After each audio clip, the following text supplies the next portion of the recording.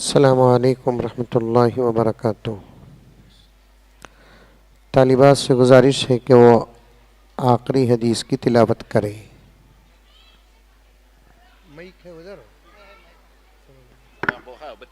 बिस्मिल्लाहिर्रहमानिर्रहीम।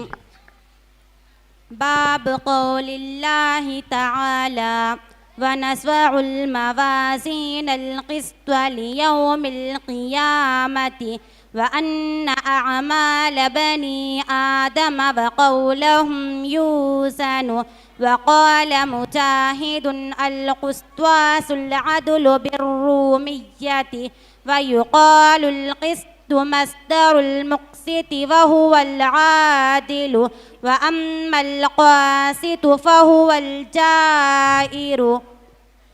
हद्दसनी अहमद बिन इश्काब हद्दसना मुहम्मद बिन फुज़ैल अन उमारत बिन अल-क़अक़ाअ अन अबी ज़ुरअत अन अबी हुरैरत रज़ियल्लाहु अन्हु क़ाल क़ाल अन्नबिय्यु सल्लल्लाहु अलैहि वसल्लम कलिमतानि हबीबतानि इलर्रहमान खफीफतानि अलल लिसान थक़ीलतानि फिल मीज़ान सुब्हानल्लाहि व बिहम्दिही सुब्हानल्लाहिल अज़ीम। सदक़ल्लाहुर रहीम। बिस्मिल्लाहिर्रहमानिर्रहीम। बाब क़ौलिल्लाहि तआला व नज़अुल मवाज़ीनल क़िस्त लियौमिल क़ियामति व अन्न अअमाल बनी आदम व क़ौलहुम यूज़नु व क़ाल मुजाहिदुन अल क़िस्तासुल अदलु बिर्रूमिय्यति व युक़ालुल क़िस्तु मस्दरुल मुक़्सिति व हुवल आदिलु व अम्मल क़ासितु फ़हुवल जाइरु। हद्दसनी अहमद बिन इश्काब हद्दसना मुहम्मद बिन फुज़ैल अन उमारत बिन अल-क़अक़ाअ अन अबी ज़ुरअत अन अबी हुरैरत रज़ियल्लाहु अन्हु क़ाल क़ाल अन्नबिय्यु सल्लल्लाहु अलैहि वसल्लम कलिमतानि हबीबतानि इलर्रहमान खफीफतानि अलल लिसान थक़ीलतानि फिल मीज़ान सुब्हानल्लाहि व बिहम्दिही सुब्हानल्लाहिल अज़ीम। सदक़ल्लाहुल अज़ीम। बिस्मिल्लाहिर्रहमानिर्रहीम। बाब क़ौलिल्लाहि तआला व नज़अुल मवाज़ीनल क़िस्त लियौमिल क़ियामति व अन्न अअमाल बनी आदम व क़ौलहुम यूज़नु व क़ाल मुजाहिदुन अल क़िस्तासुल अदलु बिर्रूमिय्यति व युक़ालुल क़िस्तु मस्दरुल मुक़्सिति व हुवल आदिलु व अम्मल क़ासितु फ़हुवल जाइरु। हद्दसनी अहमद बिन इश्काब हद्दसना मुहम्मद बिन फुज़ैल अन उमारत बिन अल-क़अक़ाअ अन अबी ज़ुरअत अन अबी हुरैरत रज़ियल्लाहु अन्हु क़ाल क़ाल अन्नबिय्यु सल्लल्लाहु अलैहि वसल्लम कलिमतानि हबीबतानि इलर्रहमान खफीफतानि अलल लिसान थक़ीलतानि फिल मीज़ान सुब्हानल्लाहि व बिहम्दिही सुब्हानल्लाहिल अज़ीम। सदक़ल्लाहुल अज़ीम। अस्सलामु अलैकुम रहमतुल्लाहि व बरकातुहू। नहमदुहु व नुसल्ली अला रसूलिहिल करीम। अम्मा बअदु फ़अऊज़ु बिल्लाहि मिनश शैतानिर रजीम। बिस्मिल्लाहिर्रहमानिर्रहीम।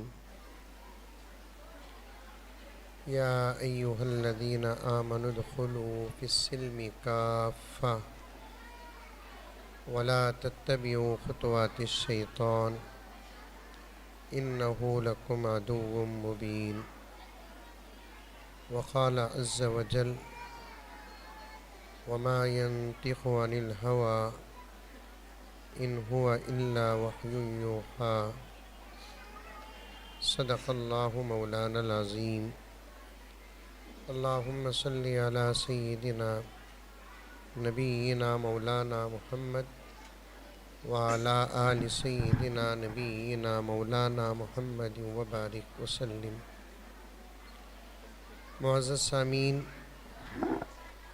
पूरी मोहब्बत के साथ, शौक़ के साथ, उल्फत के साथ, प्यार के साथ, अदब के साथ, एहतराम के साथ, इखलास के साथ दिल की गहराई से एक मर्तबा दरूद शरीफ पढ़ लें।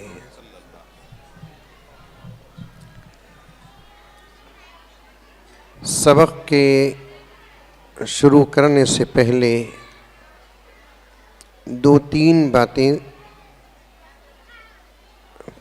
पहले सुन ले और जहन नशीं कर ले।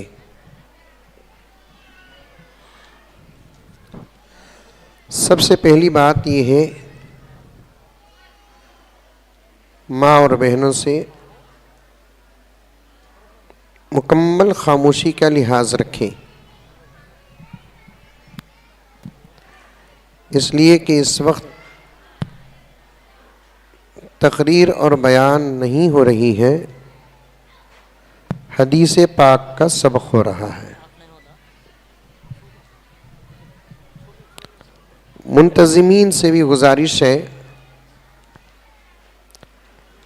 आइंदा अगर जलसा मुनक़िद करें, अल्लाह करे कि करे, औरतों का इंतज़ाम कम से कम 1-2-3 किलोमीटर दूर रखे।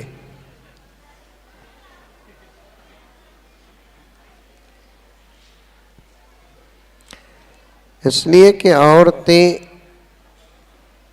करीब हो और जमा हो और खामोश हो, ये हो ही नहीं सकता।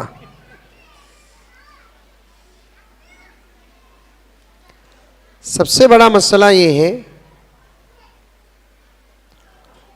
कुरान पाक और हदीस पाक एक ऐसे नाजुक मसाइल में से हैं, इससे तवज्जो हिट भी जाती है, बेअदबों में शुमार हो जाता है। सामने बैठे हुए हजरात, समझ में आ रही है बात? अरे मुंडी तो भी हलाओ, आ रही है?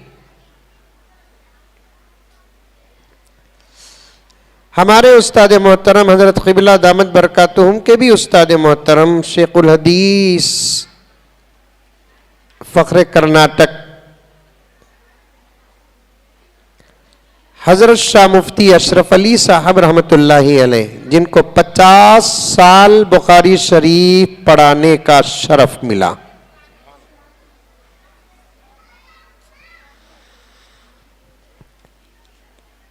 एक मरतबा ख़त्म बुखारी के इजलास में हज़रत ने इरशाद फरमाया, जब ऐसे ही आवाज़ें इधर उधर से आने लगीं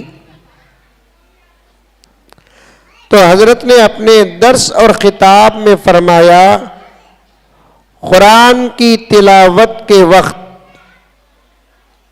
कोई दूसरे काम में मसरूफ़ न हो और हदीस की तिलावत के वक्त कोई दूसरे काम में मसरूफ़ न हो, इसलिए कि कुरान की तिलावत अल्लाह से बात करना है, हदीस की तिलावत नबी से बात करना है। बोलो सुभान अल्लाह बोलो। कुरान की तिलावत अल्लाह से बात करना है, नबी हदीस की तिलावत नबी से बात करना है। अब मैं आपसे बात कर रहा हूं, आपकी तवज्जो इधर ना हो, यकीनन मुझे गुस्सा आता है। आप मुझसे बात कर रहे हैं, मेरी तवज्जो आपकी तरफ ना हो, आपको गुस्सा आता है। उसूल वही है, अल्लाह हमसे बात कर रहे हैं और हमारी तवज्जो अल्लाह की तरफ ना हो, अल्लाह को गुस्सा आता है। नबी पाक सल्लल्लाहु अलैहि वसल्लम हमसे बात कर रहे हैं, हमारी तवज्जो नबी की तरफ ना हो, नबी को गुस्सा आता है। आगे की बात सुनो, मैं आप पर गुस्सा करूं या आप मुझ पर गुस्सा करें, आपका भी बिगड़ेगा नहीं, मेरा भी बिगड़ेगा नहीं। जिस पर खुदा गुस्सा करे उसके बिगड़ने पर शक भी नहीं है, और जिस पर नबी पाक सल्लल्लाहु अलैहि वसल्लम गुस्सा करे उसके तबाह व बर्बाद होने का सवाल ही पैदा नहीं होता।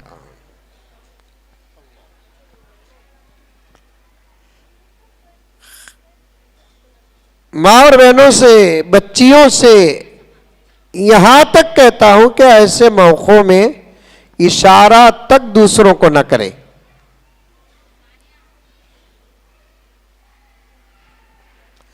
और एक बात अर्ज कर देता हूं साफ साफ, अगर आपके जुबान पर आपका कंट्रोल नहीं है तो फिर ऐसे मजलिसों में मत आए।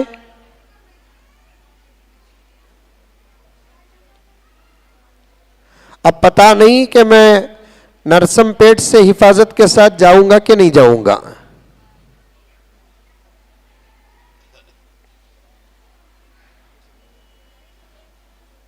मजलिसों का अदब तौफीक खुदावंदी का जरिया है।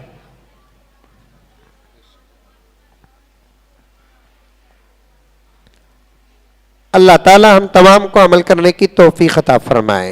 ये पहली बात है। दूसरी बात बड़ी प्यारी है, हजरत क़िबला के हवाले से अर्ज कर रहा हूं।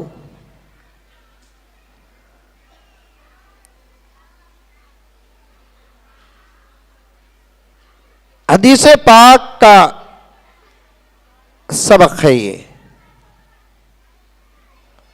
कुरान पाक के बाद सबसे ज्यादा सही तरीन जो किताब है बुखारी शरीफ, उसकी आखिरी हदीस का सबक है। और आपको भी ये शरफ हासिल है कि आपने भी हदीस के सबक में बैठा है। पूरी किताब पढ़ने वाला भी किताब पढ़ने वाला है, किताब का कोई हिस्सा पढ़ने वाला भी किताब पढ़ने वाला है। फर्क यह है ज्यादा और कम का। एक प्लेट खाना खाने वाला भी खाना खाने वाला है और एक लुक़मा खाना खाने वाला भी खाना खाने वाला है। एक सारी रोटी खाने वाला भी रोटी खाने वाला है और एक टुकड़ा रोटी खाने वाला भी खाने वाला है। तो बिल्कुल इसी तरीके, कौन साउंड आगे पीछे कर रहे हैं जरा देखो सोहेल, साउंड आगे पीछे कौन कर रहे हैं सिस्टम वाले। एक रोटी खाने वाला भी खाने वाला है, एक रोटी का टुकड़ा खाने वाला भी खाने वाला है और एक प्लेट खाना खाने वाला भी खाने वाला है, तो एक लुक़मा खाने वाला भी खाने वाला है। वैसे पूरी किताब पढ़ने वाले को भी किताब पढ़ने का शरफ हासिल है और इस किताब का कोई हिस्सा पढ़ता है तो उसे भी किताब का उस हिस्सा पढ़ने का शरफ है।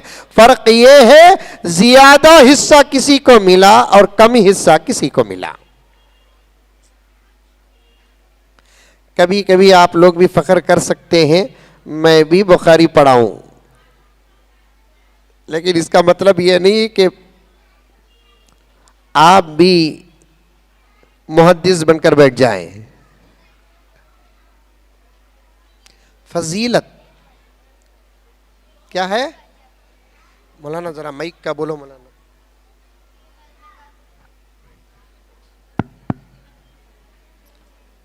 अगर माइक बराबर नहीं है तो बोल दीजिए, बगैर माइक के ही इंतजाम कर लो।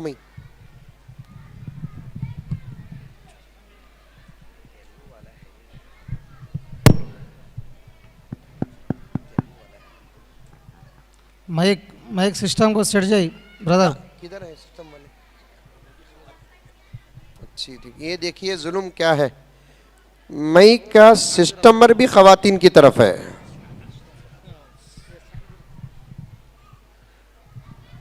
स्टार नहीं, ऐसे ही दे दीजिए,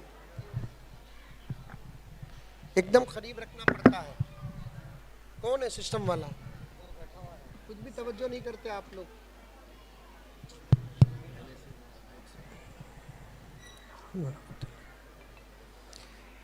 एक मर्तबा दुरूद शरीफ पढ़ लें।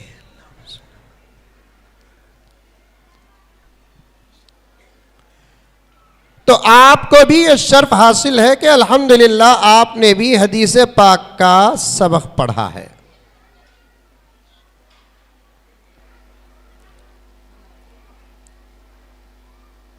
इंशाअल्लाह ताला सुम्मा इंशाअल्लाह बड़े बड़े मुहद्दिसीन के लिए अल्लाह तबारक व ताला जो फैसला फरमाएंगे, हम जैसे छोटे जो कभी कभी सबक हदीस के बैठ जाते हैं, हमारा भी वही फैसला इंशाअल्लाह होगा।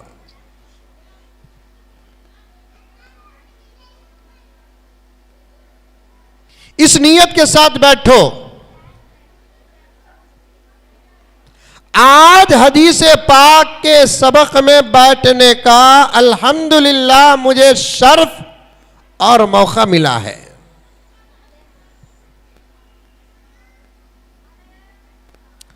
और सवाब की और अजर की उम्मीद से बैठो। हदीस पढ़ने का जो अजर है, इंशाअल्लाह ताला सुम्मा इंशाअल्लाह अल्लाह ताला हमको वो जरूर अता फरमाएंगे।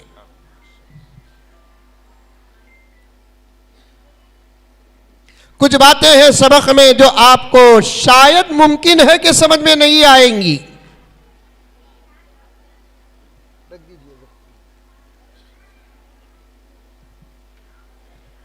कुछ बातें हैं सबक के, मैं पूरा हजरत से इजाजत लेकर आपके सामने जहां तक हो सके सबक ही का अंदाज पेश करूंगा, ताकि आपको मालूम हो जाए मदारिस में क्या और कैसा पढ़ाया जाता है।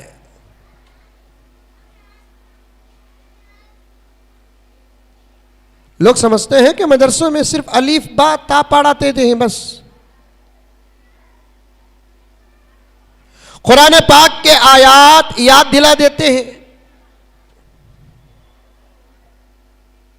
जिस तरीके से आप हजरात सवाल करते हैं और सवाल करने के बाद हजरात उलमा व मुफ्तियान जवाब दे देते हैं, इस किस्म का मुज़ाकरा मदरसों में होता है। ये जो समझ बैठे हैं गलत है।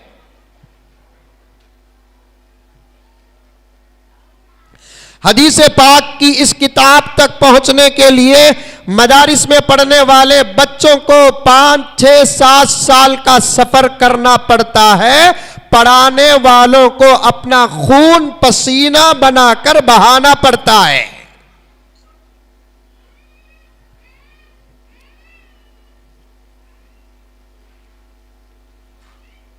और सच कह रहा हूं, तवज्जो के साथ सुने, मैं कॉलेजेस और यूनिवर्सिटियों को भी गया हूं, वहां पर पढ़ाए जाने वाले क्लास रूम में भी बैठा हूं, पढ़ाने वालों के पढ़ाने को भी मैंने सुना, पढ़ने वाले बच्चों को भी मैंने देखा। कसम खाकर चैलेंज के साथ कहता हूं, जिस मशक्कत और मेहनत के साथ मदारिस अरबिया में कुरान और हदीस को पढ़ाया जाता है, ऐसी मेहनत और मशक्कत मैं स्कूलों में क्या यूनिवर्सिटियों में नहीं देखा। क्या हज़रत सही कह रहा हूं मैं?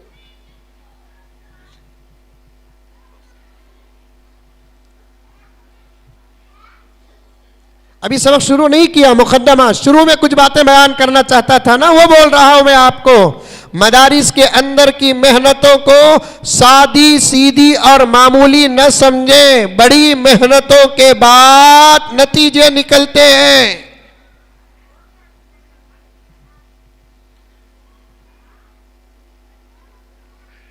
सबसे पहली बात यह है, सुन रही कि सो रही? अरे बोलो भाई, की कहते ये लाइटा हम ना मार रही नहीं तुम्हें बराबर नहीं दिख रही, बैलेंस में चल रू सो मई।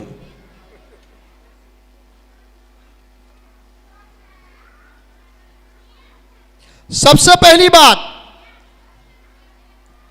जो बुखारी शरीफ पढ़ने वाली बच्चियां हैं वो नोट कर लें, ये मेरी भी बातें नहीं, हमारे अकाबिर और बड़ों की बातें हैं, और बैठी हुई मेरी माया और बहनें ये भी नोट करें, आप हजरात भी नोट करें, उलमाए किराम को नहीं, वो खुद हमारे सर के ताज हैं। सबसे पहली बात ये है कि मदारिस में जो इल्म हासिल करते हैं ना, वो इल्म अरबी जुबान का है।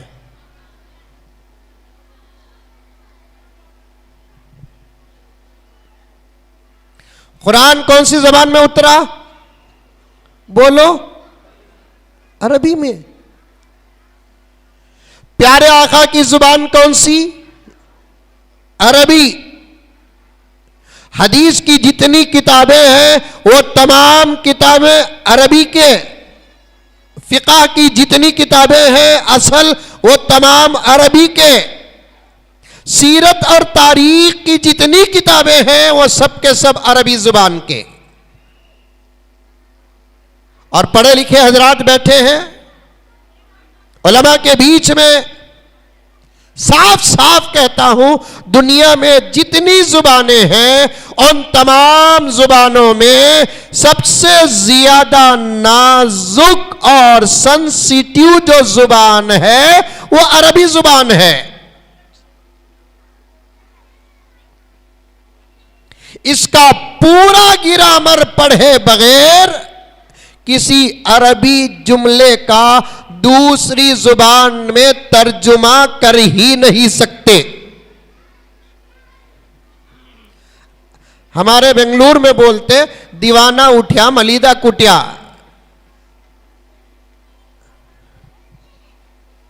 जो मिले तर्जुमा कर रहा है। आज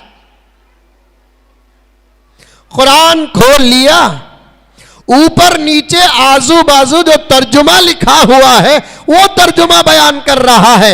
हदीस पाक की किताब खोल लिए, ऊपर नीचे जो तर्जुमा जिस जुबान में लिखा हुआ है उसे बयान कर देते हैं। बयान करने के बाद जुनून ये तारी हो जाता है, मैं भी किसी मुफस्सिर और मुहद्दिस और आलिम वक्तो ज़मान से कम नहीं।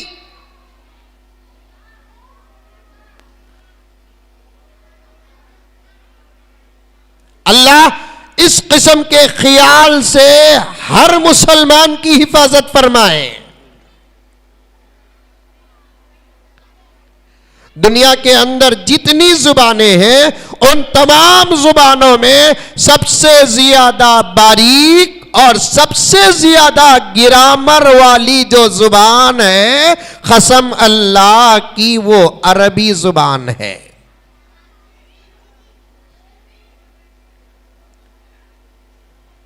हुरूफ के बदलने से माना बदल जाता है। जबर जेर के बदलने से माना बदल जाता है। तकदीम और ताकीर से माना बदल जाता है। अंदाज से भी माना बदल जाता है। अभी बच्ची एक तिलावत कर रही थी, उसका एक अंदाज मैंने पकड़ कर रखा है, वहां जब पहुंचूंगा मैं अंदाज को समझाऊंगा। फिर एक मर्तबा सुन लो, जबर जेर से माना बदल जाता है, हुरूफ के अदा करने से माना बदल जाता है, तकदीम और ताकीर से माना बदल जाता है, अंदाज़े कलाम से भी माना बदल जाता है। समझाने के लिए एक मिसाल देकर बात को आगे गुजारूं। कुरान पाक में ये लफ्ज आया है, मिसाल भी आई है। लफ्ज तलाक सुने हैं कि नहीं सुने हैं आप? अरे सुने हैं कि नहीं सुने ही? ये पूछ सकता हूं मैं, दिए ही कि नहीं दिए ही ये नहीं पूछ सकता मैं। लफ्ज तलाक सुने हैं कि नहीं सुने? सुने। बाज लोगों की जिंदगी में इस्तेमाल भी हुआ है ये। कुरान पाक में कई जगह ये लफ्ज आया है। यहां तक के कुरान पाक के एक सूरे का नाम ही सूरतुत तलाक है। याद रखेंगे बातें? अरे याद रखेंगे। तलाक एक बहुत बड़ा सबक है तलाक का। देना कि नहीं देना, देना है तो कब देना, अगर देना ही है तो कैसे देना, कैसे दिए तो ऑफर है, कैसे दिए तो ऑफर नहीं है। एक जबरदस्त सबक है शरीयत का, एक जबरदस्त सबक।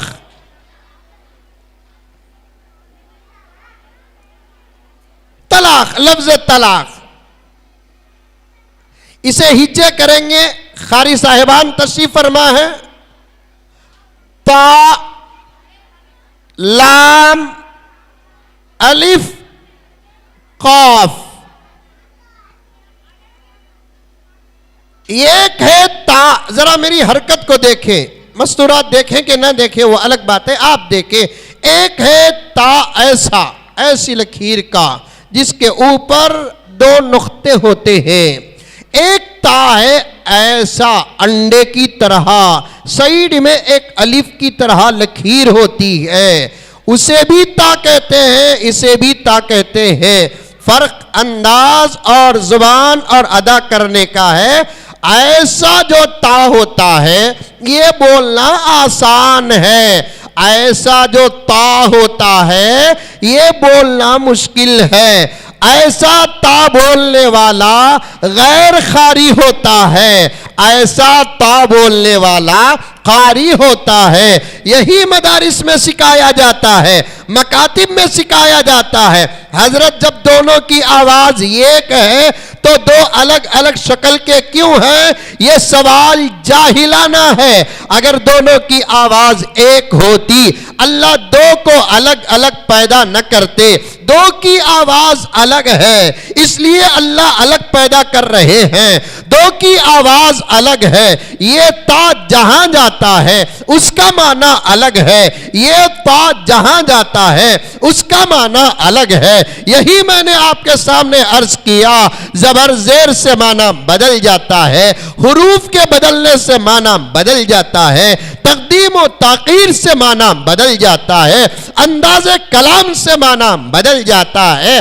ता ऐसा कहना सबको आसान है, ये अंडे वाला जो ता आता है ना, ये कहने के लिए मकतब में दाखिल होना पड़ेगा, मदरसे में दाखिल होना पड़ेगा, कारी साहब के सामने जानुए अदब तय करना पड़ेगा।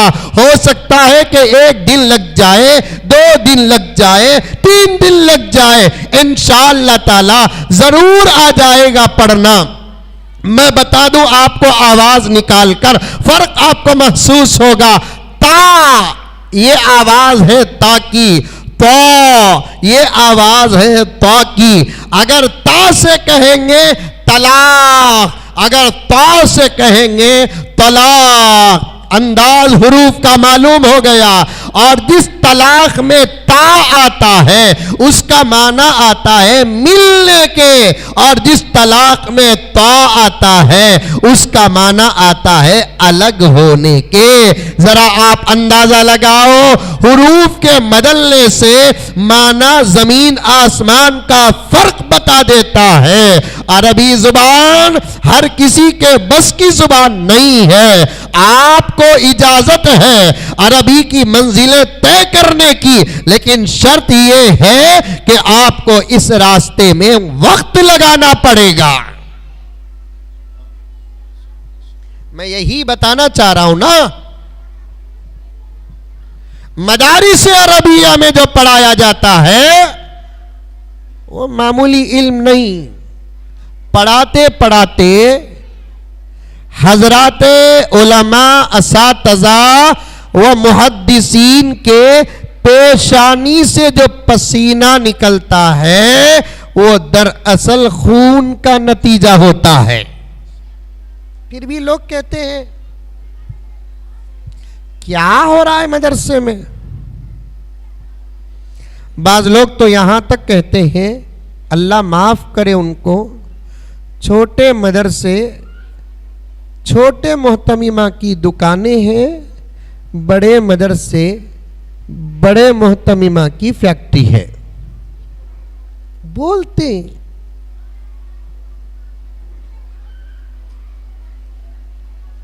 अगर मदारिस, दुकान और फैक्ट्रियां हैं तो फिर स्कूल क्या है,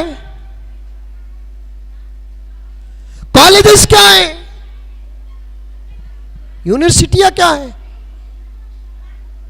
ये दुकान अगर होते तो यहां का एडमिशन फीस भी लाखों रुपए का होता। अगर ये दुकान होते यहां की मंथली फीस भी हजारों रुपए होती। जहां का एडमिशन फ्री हो या मामूली हो, जहां की माहाना फीस ना हो या मामूली हो, उसे दुकान कहते हैं। जहां का एडमिशन, आपको भी मालूम होगी ये बात, इस आजिज को भी मालूम है, बहुत कॉलेजेस ऐसे हैं जहां का एडमिशन लाखों नहीं करोड़ों तक जाता है। मालूम है आपको, लाखों तक नहीं करोड़ों तक जाता है। फिर भी ये हमारे अदब का मुजाहिरा है, हमारे अदब का सबूत है। हम उन तालीम गाहों को भी तिजारत नहीं कहते, इल्म के मरकज ही कहते हैं। उन तालीम गाहों को भी हम तिजारत नहीं कहते, इल्म का मरकज ही कहते हैं। यहां तो इल्म अल्हम्दुलिल्लाह है ही है। ये बातें सब सबक में पढ़ाई जाने वाली बातें हैं, सब सबक में पढ़ाई जाने वाली बातें। मैं इसीलिए सबक की, मदरसे की अहमियत बताने के लिए आज का मेरा जो हक है, उस हक को मैं अंदाजे दर्स के साथ पेश कर रहा हूं, ताकि आपको मालूम हो जाए मदारिस अरबिया में कैसे पढ़ाया जाता है। सबसे पहली बात यह है कि मदरसों में इस वक्त हमारे मुल्क भारत में या दूसरे वो ममालिक जहां पर की जुबान अरबी नहीं है, वहां और मेहनत करना पड़ता है। अरब के मदारिस में मेहनत होती है, लेकिन उतनी मेहनत नहीं होती, क्योंकि उनकी जुबान ही अरबी है। हमारे मुल्क भारत में मदारिस अरबिया की मेहनत अरब के मदारिस से भी ज्यादा होती है। एक तो बच्चों को जुबान सिखाना पड़ता है, और उसके बाद उस जुबान के जरिए से अल्लाह का कलाम समझाना पड़ता है। उस जुबान के जरिए से प्यारे आका सल्लल्लाहु अलैहि वसल्लम का कलाम समझाना पड़ता है। कदर करो मदारिस अरबिया की, कदर करो मदारिस अरबिया की। मदारिस में पढ़ाने वाले हजरत उलमाए की किराम की मेहनतों की कदर करो।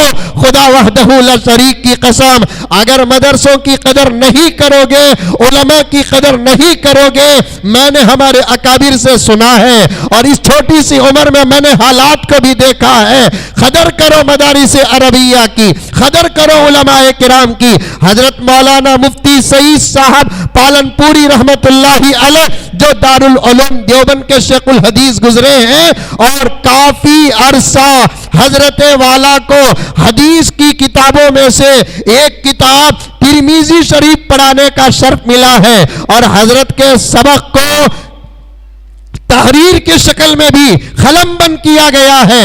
हजरत की दर्स तिरमिजी की किताब जो शरह है तोहफतुल अलमाई है, उसके अंदर हजरत ने एक मर्तबा सबक में फरमाया, अगर तुम उलमा की कदर नहीं करोगे, अल्लाह ताला जमीन से उलमा को बुला लेगा। मदरसों की कदर नहीं करोगे तो फिर मदरसे बंद होने में देर नहीं लगेगी। आज दुश्मनों के फितनों में से एक फितना है ना,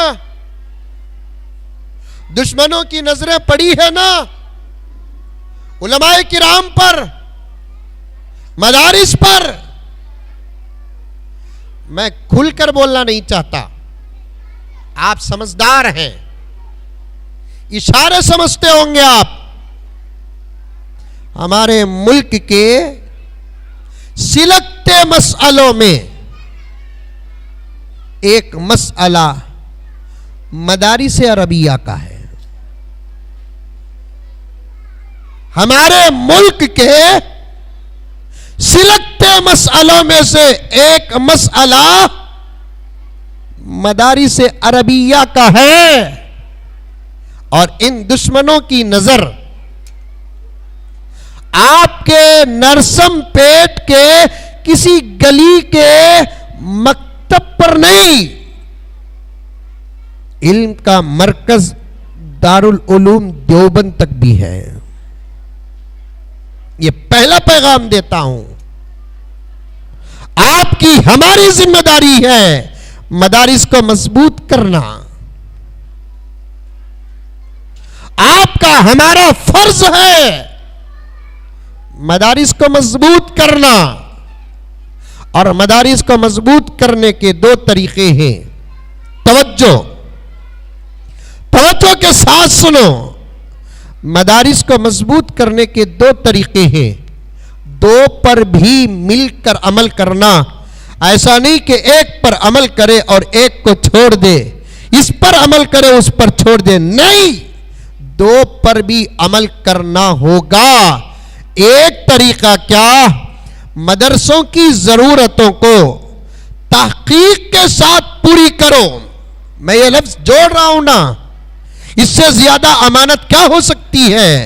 मदारिस अरबिया की जरूरतों को तहकीक के साथ जरूर आगे बढ़कर पूरा करो, कदम पीछे न हटाओ। पैसे दुनिया में हिफाजत करने के लिए बैंकों में जमा करके रखते हैं, और हमारी मेंटालिटी है बैंक में रकम जो मौजूद है वो महफूज है। बिल्कुल इसी तरीके से आप अगर अपनी दौलत को आखिरत के लिए जमा करके रखना चाहते हो तो इन रास्तों में खर्च करो।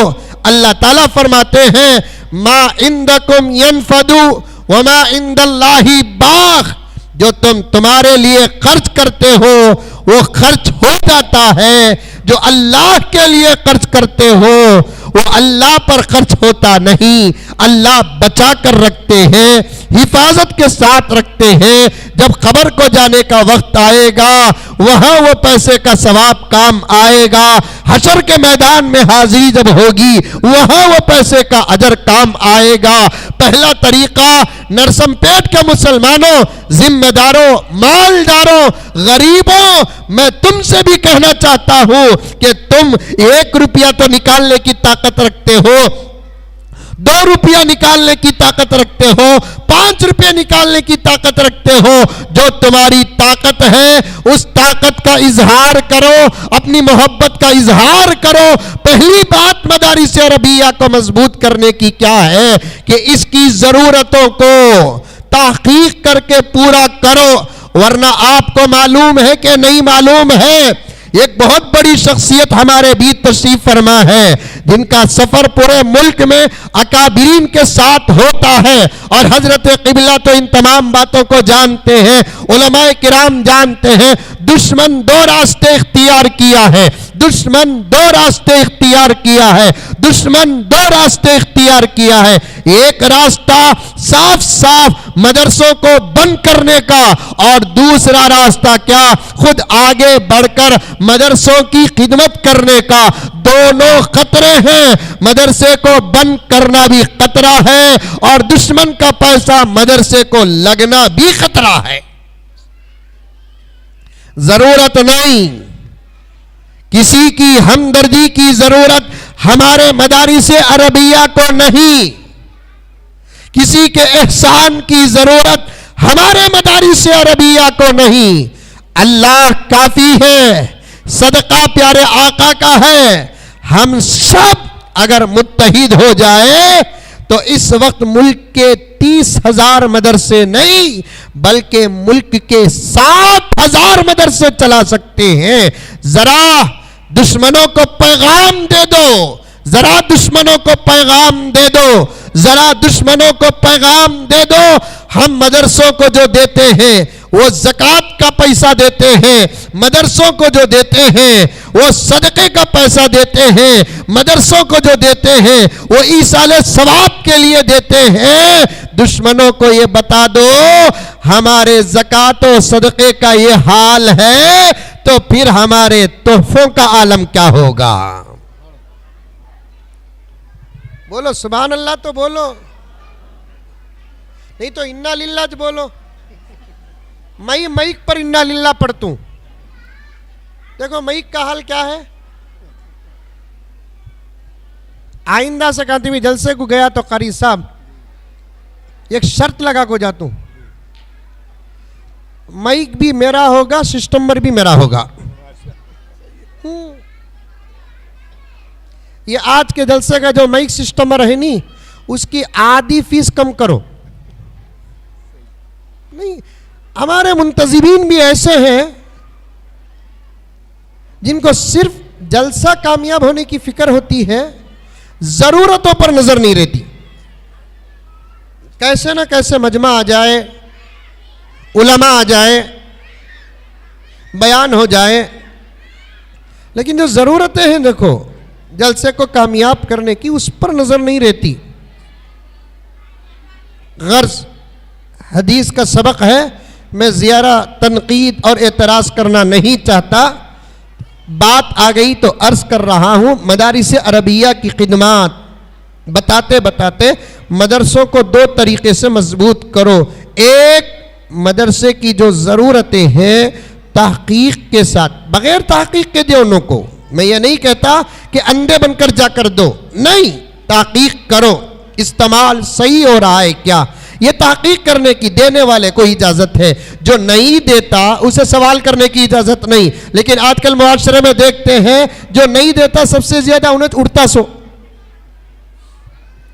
जो नहीं देता उन्हें सबसे ज़्यादा उछलता सो। हज़ारों तो हज़ारों लाखों देने वाले खामोश बैठे हैं, जो नहीं देता उन्हें आकर हिसाब पूछता है। हिसाब पूछने की सबको इजाज़त है, लेकिन ज़मीर भी तो गवारा करना है। मेरा क्या लगा है कि मैं हिसाब पूछूं, उसकी ज़मीर को सलाम करना चाहिए, उसके सवाल को सलाम करना चाहिए। जो पैसा लगाता है वो अपनी तसल्ली के लिए पूछता है मैंने इतना दिया है, हजरत इसका इस्तेमाल कैसे हुआ है। ये माली एतबार से मदारिस अरबिया को मजबूत करो। बोलो इंशाअल्लाह। मदरसों को बेनियाज करो, सिर्फ रमजान को मदरसों के साथ न जोड़ो, सिर्फ रमजान को मदरसों के साथ न जोड़ो। इतनी खिदमत करो कि मदारिस अरबिया रमजानुल मुबारक के महीने से बेनियाज हो जाए। मेरे पास वक्त होता मैं कई मिसालें मुल्क के बास करियों की और शहरों की देता। एक मदरसे को गया मैं, तमिलनाडु को, बड़ा शानदार तरीके से मदरसा चल रहा है, शोबे हिफ्ज का भी इंतजाम है, मिशकात शरीफ तक की तालीम है। बाद में वहां के तलबा मदरसे बाक़ियातुस सालिहात जाते हैं, वहां पढ़कर डिग्री हासिल करते हैं, सनद हासिल करते हैं। शोबे हिफ्ज के इम्तिहान के लिए इस आजिज को बुलाया गया। पूरे सारे दिन का इम्तिहान, वो भी 2 दिन, फजर के बाद भी बैठना, नाश्ते के बाद बैठना, दोहर के बाद कैलूला करना, फिर 3 बजे से लेकर असर तक बैठना, असर के बाद बैठना, मगरिब के बाद बैठना, इशा के बाद बैठना। मोहतमिम साहिबान को इतनी मेहनत के साथ बुलाते हैं और उसके बाद उनको खुश भी वैसे ही करके भेजते हैं। मदरसे की हर चीज देखने के लायक, मदरसे का निज़ाम देखने के लायक, मदरसे का खाना बेहतर से बेहतरीन, बच्चों का फिस्टर आला से आला, यहां तक के बच्चों के कपड़े धोने का भी अलग इंतजाम है, इस्त्री करने वाला अलग है, बाथरूम तो इतने पाको साफ, दिल चाहता है कि अब एक 5 मिनट ज्यादा बैठ जाए। इतना जबरदस्त निजाम। उसके बाद मोहतमीम साहब और जिम्मेदारान बैठे। बैठने के बाद मदरसे का तासुर लिखने के लिए मुझे कहे। मैं कलम उठाकर कापी लेकर बैठ गया। मैं सोचता रहा कि क्या लिखूं क्या लिखूं क्या लिखूं। आखिर मैं जिम्मेदारों के बीच में मोहतमीम साहब से पूछ लिया मैं क्या लिखूं, क्योंकि इस मदरसे की एक एक चीज, इस मदरसे का एक एक अमल, इस मदरसे की एक एक चीज, इस मदरसे का एक एक अमल, एक एक उन्वान बनता जा रहा है। आखिर मैं पूछ ही लिया, बच्चों का खाना, बच्चों का पीना, बच्चों का रहना, बच्चों का सहना, बच्चों की तालीम, बच्चों की तरबियत सब आला से आला है। जरा ये भी तो बताओ, इन बच्चों को संवारने वाले, इन बच्चों को सुधारने वाले, इन बच्चों को कुरान पढ़ाने वाले, इन बच्चों को नहू और सर्फ पढ़ाने वाले, इन बच्चों को हदीस पढ़ाने वाले, इन बच्चों को फलसफा पढ़ाने वाले, इल्म बयान बदी बनाने वाले, इन लोगों की तनख्वाह क्या है, इन लोगों का मशाहिरा क्या है, इन लोगों की सैलरी क्या है। कारी साहब थोड़ी देर के लिए खामोश रहे। मोहतमीम साहब उसके बाद कहने लगे ये अल्लाह का करम है हजरत, हिफ्स पढ़ाने वाले उस्ताद मोहतरम की हमारे मदरसे में तनख्वाह 35,000 रुपए है। आप अभी सुभान अल्लाह कह रहे हैं, आइंदा सुने तो पूरा सूरह फातिहा पढ़ लेंगे। हिफ्स पढ़ाने वाला उस्ताद अगर शादीशुदा है और उनके घर बच्चा पैदा होने का अगर इशारा या खुशखबरी है तो आधा खर्च मदरसा संभालता है। सुभान अल्लाह। घर के अंदर अगर उसके माँ बाप, वो बीवी, बच्चे, ये छोटी सा हिसाब रखकर कोई बीमार होता है, मदरसा संभालता है। गर्ज बड़ी बातें आई। उसके बाद मैंने पूछा कि चंदा बड़ा जबरदस्त होता है, तो मदरसे के एक ट्रस्टी ने कहा कि हजरत रमजान का हमारे मदरसे से कोई ताल्लुक नहीं है। हमारे पूरे असातिज़ा रमजानुल मुबारक में चले जाते हैं, आराम से रोजे रखते हैं, तरावियाँ पढ़ाते हैं, घर वालों के साथ ईद गुजारते हैं, सब कुछ होता है। मैंने पूछा कि बताओ रमजान का जोड़ अगर मदरसों से ना हो तो फिर 11 महीने मदरसे चलना मुश्किल हो जाता है। तो ट्रस्टी ने कहा हजरत हमने हमारे गांव में एक निज़ाम ऐसा बनाया है जिस निज़ाम के तहत हमारा मदरसा रमजानुल मुबारक से बेनियाज हो जाता है। ऐसा निज़ाम बनाया है।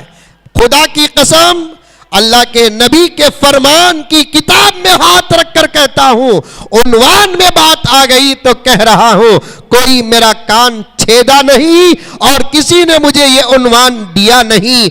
मेरे सबक के बीच में आने वाली बातें, मुझे 2 काम करना है, एक सबक भी पढ़ाना है, दूसरा खिताब भी करना है। तो मैं दोनों को जमा करते हुए जा रहा हूं।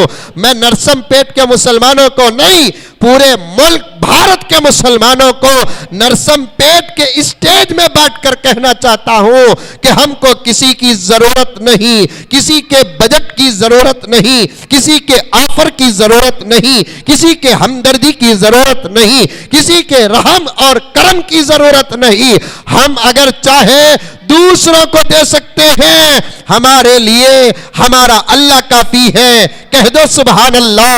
हमारे लिए हमारे नबी का सदका काफी है। हमारा अल्लाह रब्बुल आलमीन है, हमारा नबी रहमतुल लिल आलमीन है। हमारा अल्लाह रब्बुल आलमीन है तो हमारा नबी रहमतुल लिल आलमीन है। किसी के देने की जरूरत नहीं। तुम्हें मुझे दो, मैं तुम ना दे तू, इससे ज्यादा और क्या चाहिए। मदरसों को जरूरतों को सामने रखकर मजबूत करो। दूसरा, मदरसों को मजबूत करने का तरीका, हजरत वाला के दर्द को तुम्हारे सामने स्टेज में बैठे हुए उलमा के दर्द को तुम्हारे सामने पेश कर रहा हूं। लड़कियों का मदरसा हो कि लड़कों का मदरसा हो, कसीर तादाद में अपने बच्चों को मदरसों में दाखिल करो। आज कॉन्वेंट्स आबाद हैं, प्राइमरीज आबाद हैं और स्कूल आबाद हैं, कॉलेजेस आबाद हैं, यूनिवर्सिटियां आबाद हैं। प्यारे, जो रिकॉर्ड करता है वो इस जुमले को सेंसर कर दे, लेकिन बात सही है, काबिले शर्म है। स्कूल वाले दाखिले ज्यादा होने की वजह से अपने दरवाजे बंद कर देते हैं और आज हाल ये है कि सुबह उठते ही मोहतमिम दुआ करके आकर ऑफिस में बैठता है कि हज़रत अल्लाह ज्यादा से ज्यादा बच्चे भेज। आज कितने मदरसे ऐसे हैं जिसकी जमीन का रकबा 2 एकड़ है, 3 एकड़ है, 5 एकड़ है। कितने मदरसे ऐसे हैं ग्राउंड फ्लोर है, फर्स्ट फ्लोर है, सेकेंड फ्लोर है, थर्ड फ्लोर है और अल्हम्दुलिल्लाह सुम्मा अल्हम्दुलिल्लाह कितने मदरसे ऐसे हैं जहां को चंदा 500 बच्चों का आता है, 300 बच्चों का आता है, 1000 बच्चों का आता है, लेकिन अंदर तलबा व तालिबात का हाल क्या है। मैं हिंदुस्तान का दौरा किया हूं, उलमा दौरा किए हैं, मैंने ऐसे मदरसे भी देखे हैं। बच्चे को बिठाइए। मैंने ऐसे मदरसों को भी देखा है जहां 1500 बच्चे पढ़ने की जगह है, वहां पर 25-30 बच्चे पढ़ रहे हैं, वो भी हमारी रियासत के नहीं किसी और रियासत के पढ़ रहे हैं।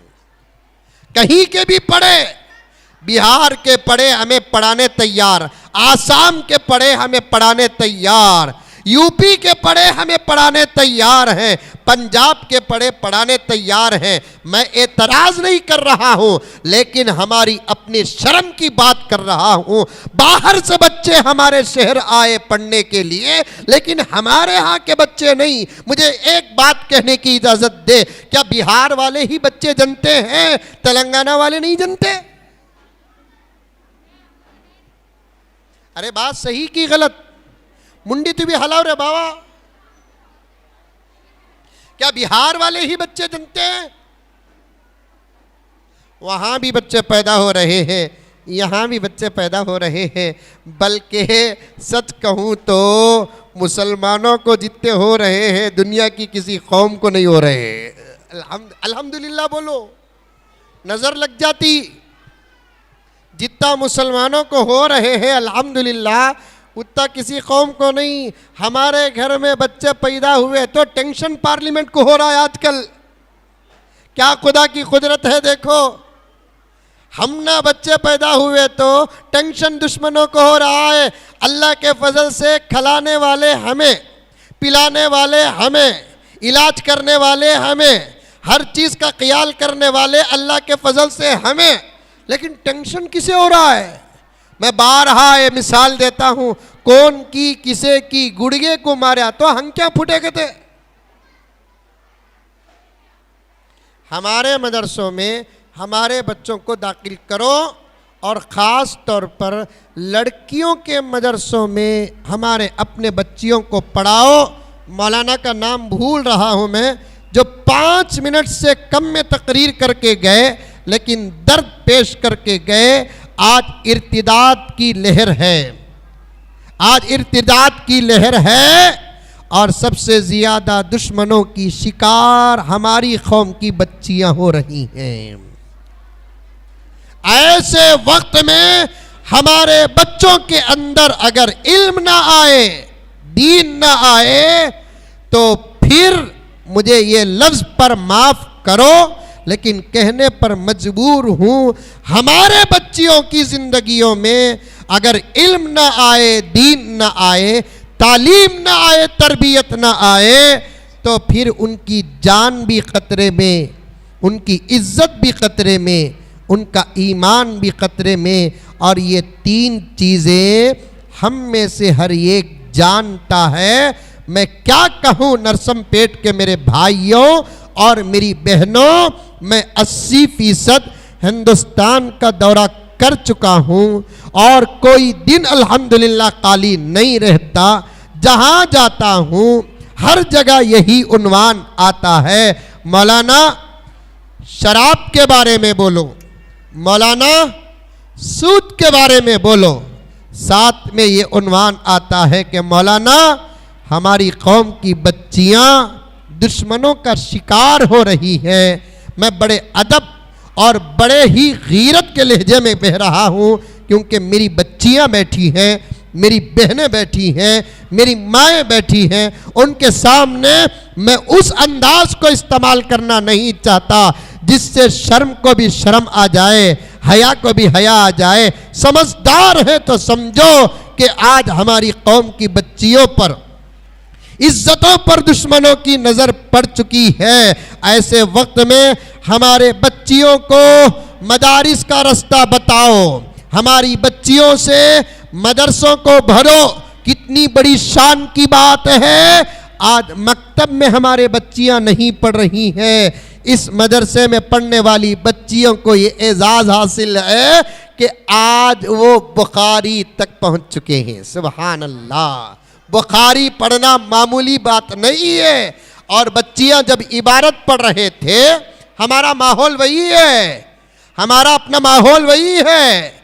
आप में से कुछ लोग ऐसे हैं, अरबी को कैसा भी पढ़े तो आमीन बोलते हैं, लेकिन हमारा माहौल वो नहीं। ज़बर ज़ेर की गलती पकड़ लेते हम लगा, वो ज़बर ज़ेर की गलती मिल गई तो बयान करने वाला हो कि पढ़ने वाला हो, उसका मेयार मालूम हो जाता है। हजरत से पूछ कर देखें, ये काम तो हजरत का था जो इस आजिज़ के लिए हजरत ने अता फरमाया। बच्चियां इबारत पढ़ रही थी, मैं भी न हूँ अरबी का ग्रामर तकरीबन 12 साल पढ़ाया। इस फन में अल्हम्दुलिल्लाह मेरे असातिज़ा की जूतियों का सदका थोड़ा बहुत मलका हासिल है। बच्चियां पढ़ रही थी, दिल बाग बाग हो रहा था, खुश हो रही थी तबीयत। सीधे आया इधर, मदरसे को भी जाको नहीं आया ताकि मोहतमीम साहब पर तुम्हें डाउट करना। मोहतमीम साहब बोले रहेंगे, हज़रत जलसे में ज़रा हमारे मदरसे को चढ़ाओ हज़रत बोलकर। सुबह को बेंगलुरु से आको हैदराबाद में उतरते ही हादी साहब के साथ जो हूँ, साया बनकर अब तक भी हूँ। लेकिन इबारत बच्चे जब पढ़े हज़रत, दिल खुश हो गया। और हज़रत उलमा जानते हैं, एक आलिम के इल्म की पहचान ही इबारत है। एक आलिम के इल्म की पहचान ही इबारत है। और ये आकर देखो किताब बुखारी शरीफ, इसमें ज़बर ज़ेर लक्को नहीं है। इसमें क्या लक्को नहीं है? इंग्लिश पढ़ना आसान, चाइनीज पढ़ना आसान, तेलुगु पढ़ना आसान, तमिल पढ़ना आसान, कन्नड़ पढ़ना आसान, अरबी पढ़ना आसान नहीं। आकर देखे तो पता चलता ज़बर ज़ेर लक्को नहीं रहता। यहाँ जो 6-7 साल पढ़े नहीं, 5-6 साल पढ़े नहीं, वो पढ़ाई को इस्तेमाल करके कहाँ ज़बर लगाना कि वहाँ ज़बर लगाना, कहाँ ज़ेर लगाना कि वहाँ ज़ेर लगाना, कहाँ पेश लगाना कि वहाँ पेश लगाना, इसी को आलिम दीन कहते हैं। और अरबी में मेल और फीमेल का बड़ा ज़बरदस्त फ़र्क है। सीगे मुज़क्कर सीगे मुअन्नस का बड़ा फ़र्क है। एक मर्तबा एक जगह पर गया, असर की नमाज के बाद तालीम चल रही थी।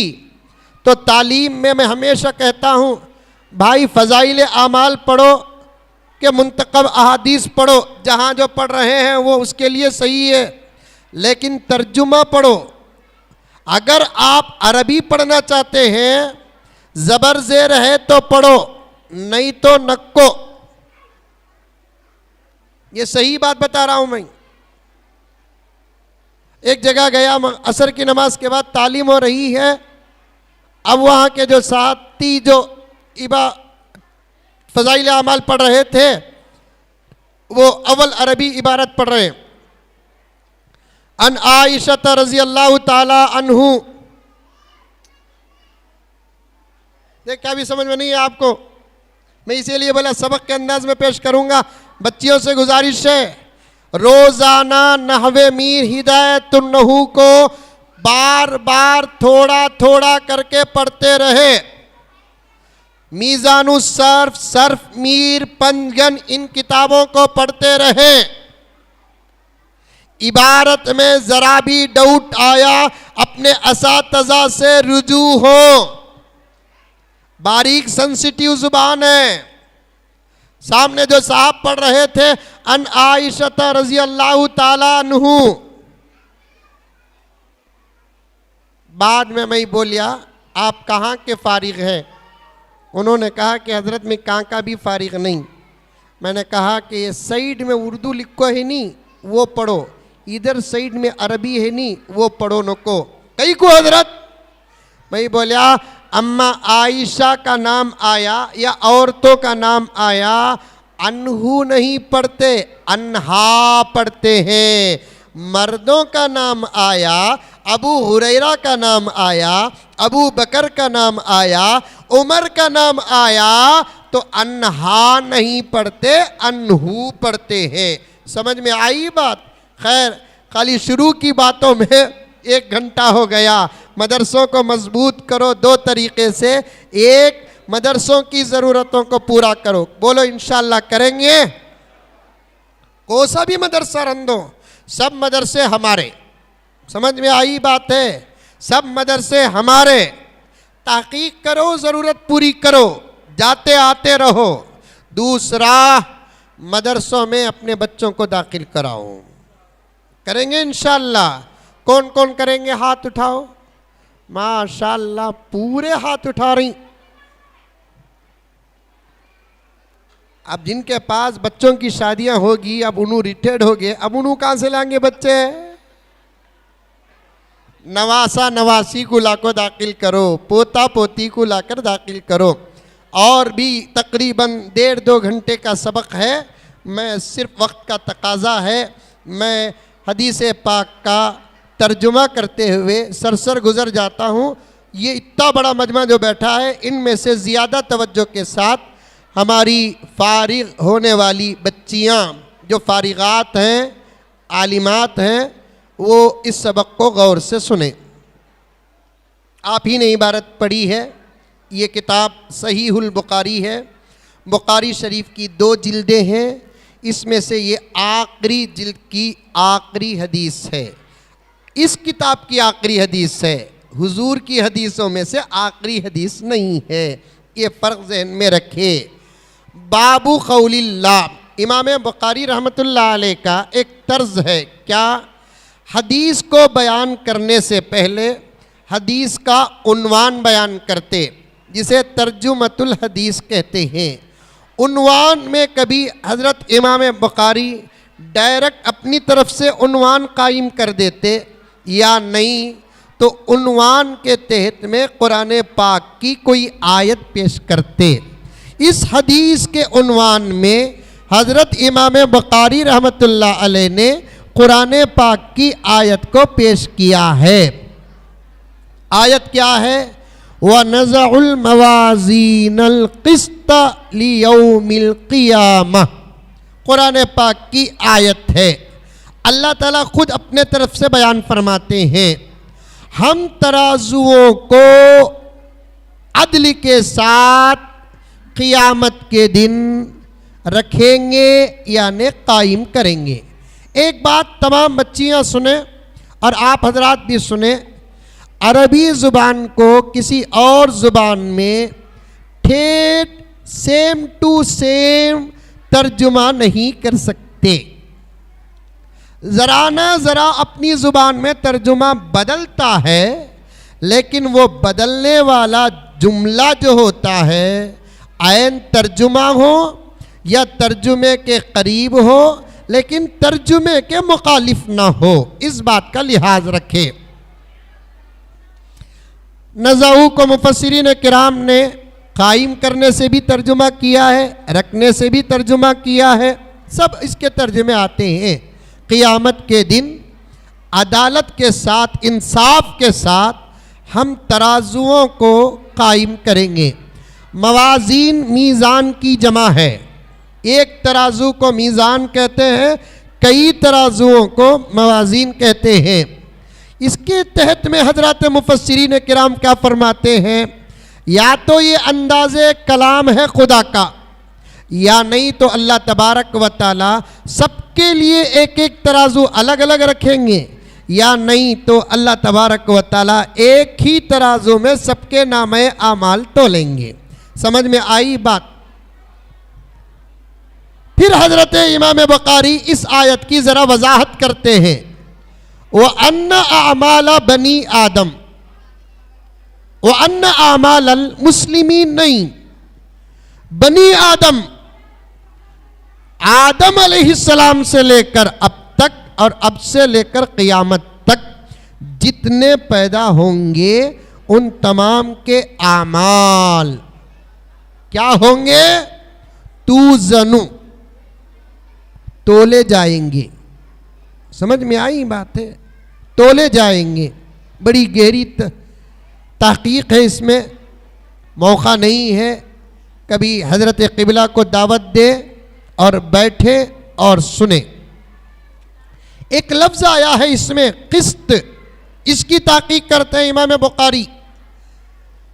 एक बहुत बड़े इमाम गुजरे हैं जो डिक्शनरी के, वक़ाला मुजाहिद, उस इमाम का नाम मुजाहिद है। वो फरमाते हैं अल क़िस्तासु अल अदलु, एक है अरबी का उर्दू में तर्जुमा, एक है अरबी का अरबी में तर्जुमा। समझ में आया, दोनों में फ़र्क आया।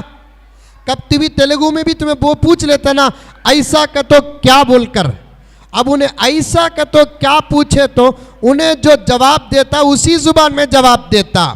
तर्जुमे के दो तरीक़े हैं, एक है दूसरी ज़ुबान से तर्जुमा करना, एक है उसी ज़ुबान से तर्जुमा करना। इमाम मुजाहिद फरमाते हैं अल क़िस्तासु अल अदलु, इंसाफ को क़िस्तास कहते हैं, बिर्रूमिया, रूमिया अरबी ज़ुबान में। ये बच्चियां समझती हैं, आप समझ गए तो बहुत अच्छा। और एक कौल क्या है, वह युकालु अल क़िस्तु, कहा जाता है क़िस्त मस्दरुल मुक़्सिती।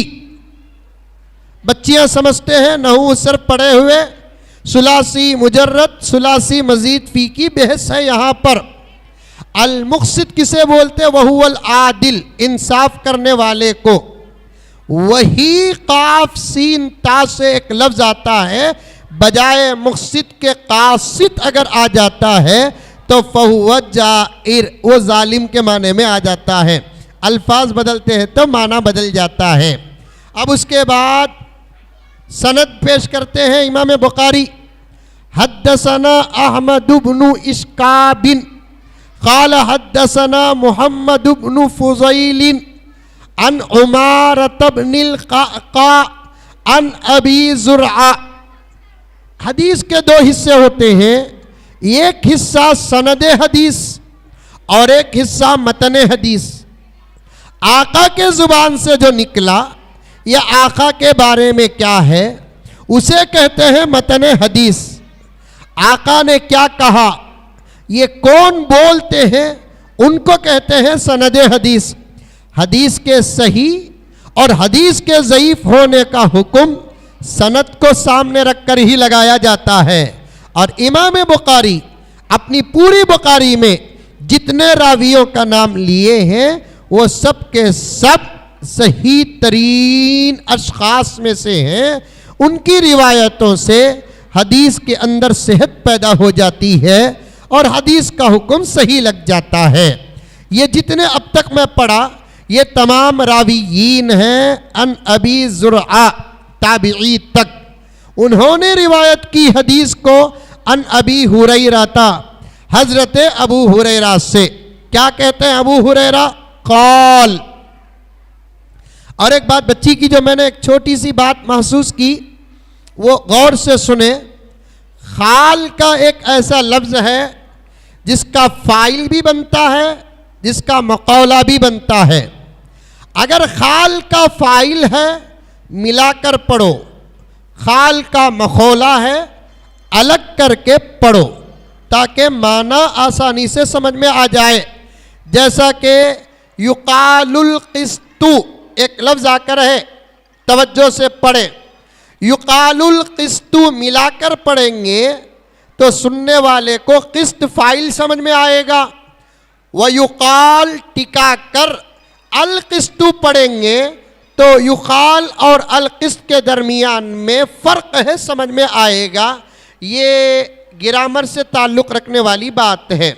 हज़रत अबू हुरैरा ने फरमाया, नबी पाक सल्लल्लाहु अलैहि वसल्लम फरमाते हैं, कालन नबीयु, नबी ने फरमाया, कलिमतान, दो कलिमे, हबीबतान, बहुत ज़्यादा पसंदीदा, इलर रहमान, अल्लाह के पास, खफीफतान, हल्के हैं, अलल लिसान, ज़ुबान पर, सकीलतान, वज़नी है, फिल मीज़ान, तराजू में।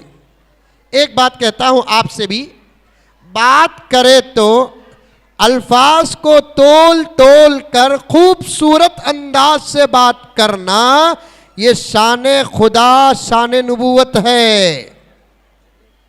खूबसूरत अंदाज से बात करना। कलीमतान, दो कलीमे, हबीबतान, दोनों के दोनों पसंदीदा, इलर रहमान, अल्लाह के पास। कलीमतान हबीबतान के वज़न पर अल्लाह के नामों में से कोई नाम आता है तो अर्रहमान आता है, इसलिए नबी ने यहाँ अर्रहमान रखा। उसके बाद खफीफतान, हल्के होते हैं, अलल लिसान, ज़ुबान में यानी अदा करने में बड़े आसान हैं। सकीलतान, उन दो जुमलों का, उन दो कलीमों का सवाब बहुत वज़नी होता है। फिल मीज़ान, अल्लाह के पास जो तराजू है उस तराजू में वो दो कलीमे कौन से हैं? सुबहानल्लाहि व बिहम्दी सुबहानल्लाहिल अज़ीम। एक मर्तबा भी अगर कोई अल्लाह का बंदा कह लेता है तो अल्लाह की अदालत में जो तराजू का जिक्र आया उस तराजू में अगर वो दो कलीमों को डाल दिया जाता है तो वो तराजू का पलड़ा भारी हो जाता है। सुभान अल्लाह, बड़ी ताक़ीक़ है। मैं खुद शर्मिंदा हूँ, पहले से मैं इसका हकदार नहीं हूँ, मैं इस लायक भी नहीं कि इतना बड़ा सबक आपके सामने पेश करूँ, लेकिन किताबें पढ़ा हूँ, दरसों में बैठा हूँ, बहुत सारी बातें जहन में हैं। वक्त का तकाजा है कि 3 बज रहे हैं, आपके चेहरे बता रहे हैं कि भूख सर चढ़कर बोल रही है। कहीं ऐसा न हो कि हम ही बैठे रहें और आप लोग उठकर चले जाएं, इसलिए मैं सबक को यहीं ख़त्म करता हूँ। एक मर्तबा हम सब मिलकर इन कलीमों को दोहरा दें। सुबहानल्लाहि व बिहम्दी सुबहानल्लाहिल अज़ीम। अल्लाह ताला हम तमाम को सुनी हुई बातों पर अमल करने की तौफीक अता फरमाए। आमीन। अस्सलामु अलैकुम व रहमतुल्लाहि व बरकातुहू। अभी हज़रत वाला हम सबको अपने कीमती अल्फाज से हम सबको मुस्तफ़ीद फरमा रहे थे।